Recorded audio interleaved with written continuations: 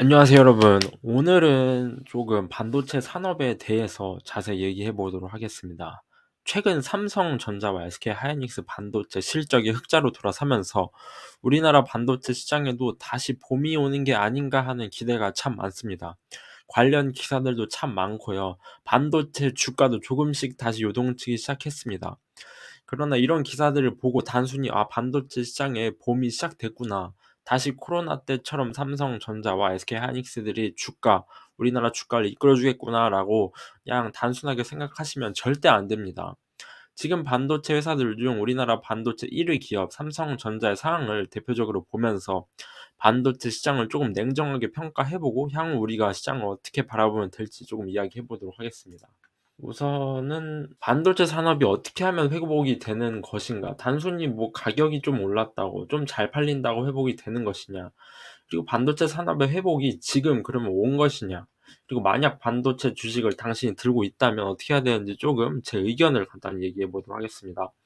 먼저 삼성전자의 사항을 보겠습니다. 삼성전자 24년 1 분기 어닝 서프라이즈를 기록했다고 보여지고 있고요. 영업이익이 23년 전년 대비 931% 증가했다고 합니다. 영업이익이 6조 6천억 원. 생각해 보면은 '삼성전자가 6조 6천억 원 번 게 대단한 일인가?'라고 생각이 들지만 23 년에 너무 죽을 써 가지고 이것도 정말 931% 증가한 거라고 하고요. 그리고 주력 사업인 메모리 반도체 부문이 흑자로 전환하면서 이제 겨우 흑자로 돌아선 상황입니다. 삼성전자가 23 년에 워낙 큰 적자를 기록했다 보니까 이 정도가 매우 큰 흑자 어닝 서프라이즈로 기록되고 있고요. 이제 매출이 70조 원대 회복한 건 2022년 4 분기 이후 5 분기만이라고 합니다. 조금 더 자세히 살펴보면은 삼성전자가 계속해서 영업이익, 영업이익이 뭐 50조, 20조, 30조, 20조 이렇게 뭐 30조 이상을 달성한 게 뭐 어제 오늘 이야기가 아닙니다. 근데 23 년에는 이렇게 50조 막 30조 기록하다가 적자를 기록했었습니다. 그러다가 24년 1 분기에 6조, 겨우 6조 흑자 본 건데 시장에서는 삼성전자 이제 "대박이다. 어닝 서프라이즈"라고 하면서 막 주가를 이제 요동치게 만들려고 어떻게 보면은 어느 정도 잘 모르는 사람이 봤을 때는 '이제 대박이구나.'라고 생각될 정도로 워딩을 작성하고 있다고 보시면 됩니다. 그럼 조금 더 자세히 삼성전자 상황을 살펴보면은 삼성전자가 지금 평택에 반도체 공장을 짓고 있는 것과 별개로 미국 테일러에 굉장히 큰 파운드리 반도체 투자를 위해서 생산 시설을 짓고 있습니다. 근데 이제 세계 경제의 조금 금리 인상이라든가 그런 악화로 인해서 건설비가 거의 엄청난 기하급수적으로 상승을 하고 있습니다. 근데 삼성전자는 한 번 시작한 거 어떻게 멈출 수가 없으니까 천문학적인 금액을 쏟아부으면서 공장을 짓는 중이에요. 삼성전자가 미국 테일러시에 짓고 있는 반도체 공장 투자가 비상이 걸린 겁니다. 전 세계적인 인플레이션으로 건설비가 수직 상승하고 있고요. 삼성전자가 23년, 24년 계획한 투자비가 건설비로 대부분 소진된다는 사항입니다. 이게 무엇을 의미하냐면 예를 들어 1,000억을 가지고 투자한다고 하면 500억 정도는 이제 건설 투자하고 나머지 500억 정도를 이제 공장 안에 이제 장비를 사야 될 거 아닙니까? 반도체 장비를 사는데 이제 투자를 하는데 지금 삼성전자가 어떤 상황이냐면 기존에 1,000억 가지고 투자하려고 했는데 지금 1,000억이 다 건설비로 대부분 소진되고 있는 상황입니다. 그러다 보니까 공장 내부는 빈 깡통처럼 장비를 넣지 못하고 있는 상황이에요. 그러니까 건물 자체보다는 사실 반도체 산업이라는 게 내부에 장비가 얼마나 비싼 장비가 들어가냐가 진짜 중요한 산업인데 그걸 지금 삼성전자가 돈이 없어서 하지 못하고 있는 상황이고요.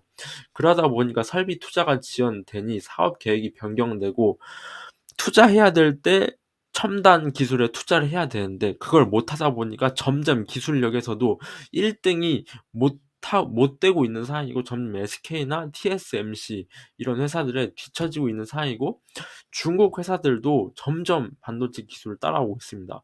중국 반도체에도 조금씩 이제 기술 격차가 좁혀지고 있는 상황입니다. 최근 미국의 삼성전자에 약 9조 원 반도체 보조금이 확정됐습니다. 인텔 TSMC 대비 세 번째 규모라서 어느 정도 삼성전자에 이제 반도체 보조금이 나왔다라고 해서 또 좋아 보일 수 있지만 실상을 살펴보면은 삼성전자가 9조 원, 우리나라 돈으로 9조 원의 보조금을 따냈지만 시장 반응은 여전히 미지근합니다.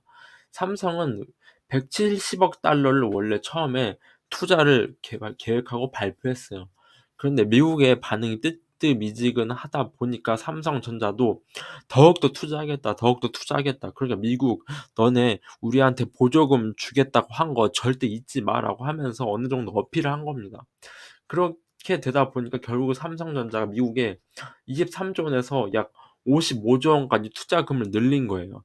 그래서 받아낸 금액이 결국 어느 정도 지금 현재 9조 원 가량의 금액을 받아냈고, 하지만 삼성은 그에 더불어 약 얼마니까 30조 원을 더 투자하겠다고 한 상황이에요. 그러니까 지금 투자금이 정말 배 이상으로 늘어났는데 이에 대비해서 보조금 금액이 어느 정도 별로 많은 것 같지 않고, 그리고 이 투자한 것 대비해서 지금 수익성이 따라올지에 대해 굉장히 미지수입니다. 여기 테일러에 짓고 있는 반도체 공장이 사실 삼성전자가 잘하는 메모리 반도체 공장을 짓는 것이 아니고 TSMC가 잘하는 파운드리 공장을 짓는 거예요. 경쟁사인 TSMC와의 격차가 점점 더 벌어지고 있는 상황에서 정말 건설비로 올라가고 있고 정말 수십조 원을 더 들여서 이제 반도체 공장을 짓는다고 하니까 사실 시장에서는 그것에 상응할 만한 수익을 낼 수 있을지에 대해서 굉장히 의문을 가지고 있는 상황입니다. 이 삼성전자 테일러에서 지금 엄청난 규모의 반도체 공장을 짓고 있는 모습이고요. 그러다 보니까 삼성에서 어느 정도 금액은 한정되어 있는데 그 돈을 테일러에 지금 어떻게 보면 몰빵을 하고 있는 상황이다 보니까 반도체 공장이 평택에 P1, P2, P3, P4, P5, P6 6개의 공장이 지어질 예정이고, 현재 P3까지 지어지고 P4도 지금 짓고 있는 상황인데 이 네 번째 공장이 시설이 지금 일시 중지된 상태예요. 지금 짓고 있는 도중에 거의 마무리 단계 직전에서 "안 되겠다. 지금 공사를 마무리할 지금 금액적인 여유나 뭐 이 리소스적인 여유가 없다. 그리고 공장을 지어 봤자 그 안에 장비를 넣을 돈이 없다." 그러다 보니까 4공장 이제 시설 공사를 일시 중지했고요. 그리고 "흑자 전환 메모리 시장에 선택과 집중을 하겠다." 그러니까 P3에 지금 메모리 지금 수익성을 극대화하면서 P4에도 파운드리 시설 공사 안 하겠다. 파운드리는 테일러에 올인하고 P4에는 천천히 메모리 수익성 극대화하면서 공사를 좀 지연시키면서라도 최대한 수익성을 극대화하겠다는 이야기입니다. 어떻게 보면 수익성을 극대화하겠다는 이야기가 좋게 들릴 수도 있겠지만 반도체 업계의 특성상 초기에 빠르게, 누구보다 빠르게 첨단 시설을 첨단 공정에 투자하는 게 향후 수익성에 굉장히 큰 차이가 나거든요. 근데 삼성이 지금 가장 빠르게 가장 최신 장비를 투자하겠다는 것을 어느 정도 포기한 겁니다. 그냥 "우리는 이제 지금 잘하고 있는 거 더욱 집중하면서 좀 속도를 늦출게." 근데 경쟁사 속도를 빠르게 가지고 간다? 그럼 미래에 삼성전자의 수익성이 보장이 되지 못할 수 있는 상황이 될 수 있는 거예요. 그러다 보니까 시장에서도 "이거 좀 불안한 거 아니냐?"라는 이야기가 나오고 있는 겁니다.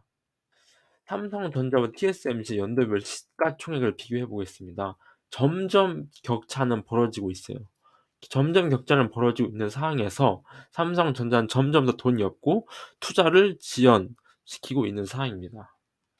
지금 엔비디아 CEO가 삼성전자, SK하이닉스 HBM이라는 새로운 기술이 "대박이다. 기술 짱이다."라고 선언을 하면서 삼성전자의 주가가 5.6% 급등한 사건이 얼마 전에 있었습니다. 기적 같은 기술력이라고 젠슨 황이 이야기하면서 HBM 기술을 띄워줬지만 사실 HBM이라는 것이 어떻게 보면은 전체 시장 파이의 10%도 차지하지 않는 단편적인, 어떻게 보면 일시적인 그런 기술일 수도 있어요. 굉장한 기술인 것은 맞습니다. 하지만 이 HBM만으로 삼성전자의 그 반도체 산업, 우리나라의 반도체 산업이 갑자기 다시 1 위를 차지할 것이다, 이 정도의 규모가 아니라는 겁니다. 그러다 보니까 HBM으로 인해 잠깐 주가는 올랐지만 사실 삼성과 SK하이닉스는 TSMC를 따라가기 위해서는 조금 더 노력하고 조금 더 해 나가야 하는 게 굉장히 많은 사항입니다. 결국 정리해 보겠습니다. 현재 뉴스나 그런 언론에서 "반도체 다시 이제 호황으로 돌아설 거다. 삼성과 SK의 호황이 다시 나타날 거다. 다시 20년, 21 년처럼 대박 날 거다."라고 이야기하는 이야기가 많지만 사실 어려운 점도 많습니다. 긍정적인 면은 HBM 수익성이 어느 정도 증가하면서 수익성을 회복하고 있어요. 그리고 메모리 반도체도 수익성이 회복하지만 아직 미비합니다. 하지만 어려운 면이 더 많아요. TSMC와의 격차를 줄이는 게 최우선입니다. 근데 그걸 못하고 있고요. 건설비 투자비는 폭증하면서 빠르게 투자하고 빠르게 TSMC와의 격차를 줄여야 하는데 오히려 격차는 커지고 있는 상황. 그리고 투자 감소로 향후 수익성이 담보가 어려운 상황입니다. 사실 지금 잠깐 멈췄다가 향후 더 빠르게 가는 게 좋은 방법일 수는 있어요. 그렇기 때문에 삼성전자 그리고 반도체 우리나라 반도체 산업이 어떻게 될지 예단하는 것은 미지수지만 지금 긍정적인 면만 바라보기에는 부정적인 어려운 면도 많다라는 것을 여러분들이 꼭 인지해 주시고 신중하게 만약 주식에 대한 투자를 한다면 이런 점까지 확인하시고 신중하게 투자를 하셨으면 좋겠고요. 제가 생각했을 때에는 아직까지 반도체 호황이 왔다라고 하기에는 매우 섣부른 판단인 것 같고요. 24 년에도 반도체 산업, 반도체 업계는 어렵습니다. 23 년에 너무 어려웠어서 4 년에 쪼끔 괜찮아진다 정도지 아직 이제 호황이 왔다라고까지 이야기하기에는 매우 어렵다고 생각합니다. 네, 오늘 이야기는 여기까지입니다. 네, 다음에 더 가치 있는 이야기로 여러분을 찾아오겠습니다. 감사합니다.